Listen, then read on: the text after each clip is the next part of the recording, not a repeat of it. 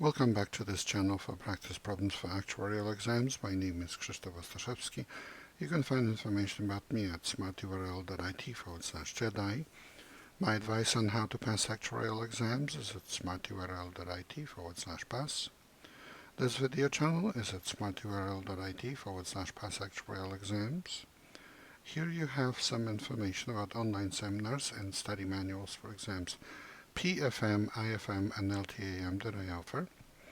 I direct the Actuarial program at Illinois State University. You can find information about it at smarturl.it/actuary. If you would like to offer a tax-deductible donation to support our students, please go to smarturl.it/help ISU actuary. And here's the problem for today. For exam P on probability. Let n denote the number of accidents occurring during 1 month on the northbound side of a highway, and let s denote the number occurring on the southbound side.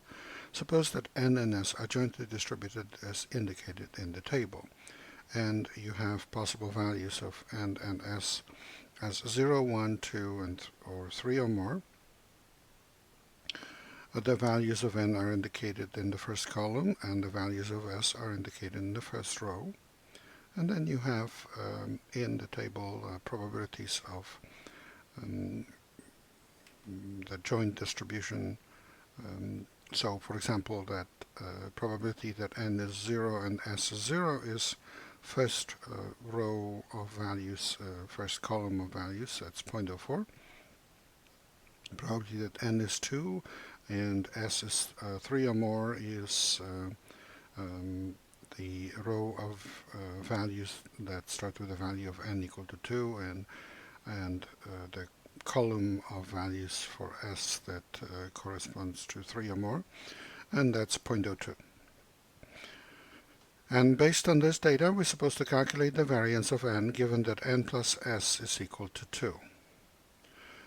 And here's the solution. So given that n plus s is 2, there are 3 possibilities that the pair ns is 2, mean 2, 0, meaning that n is 2 and s is 0, or ns is 1, 1, or ns is 0, 2. Note that the values of 3 or more do not enter into the picture at all, because if any one of them, n or s, is 3 or more, then the sum cannot be equal to 2, because both n and s are non-negative. And the probabilities of those are 0.12, 0.18, and 0.10 respectively. These are joint probability function values. The associated conditional probabilities are the probability that n is 0 given that n plus s is 2, that's equal to 0.10, and that's a probability that n is 0 and n plus s is 2, divided by the total probability of n plus s being 2, which is 0.12 plus 0.18 plus 0.10, and that's 0.40. So that's equal to 0.25. Probability that n is 1, given that n plus s is 2, is 0.18 over 0.40, so 0.45.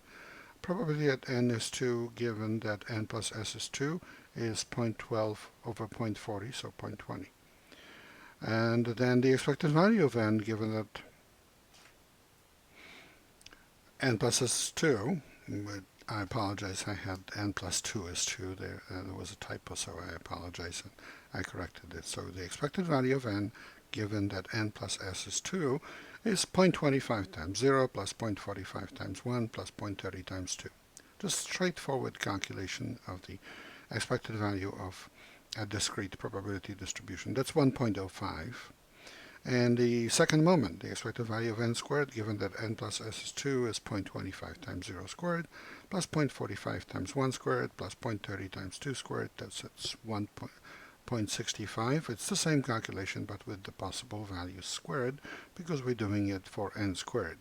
So we have the first and second moment, and the variance of n, given that n plus s2 is equal to the second moment minus the square of the first moment, which is 1.65 minus 1.05 squared, and that's 0.5475, which is answer B.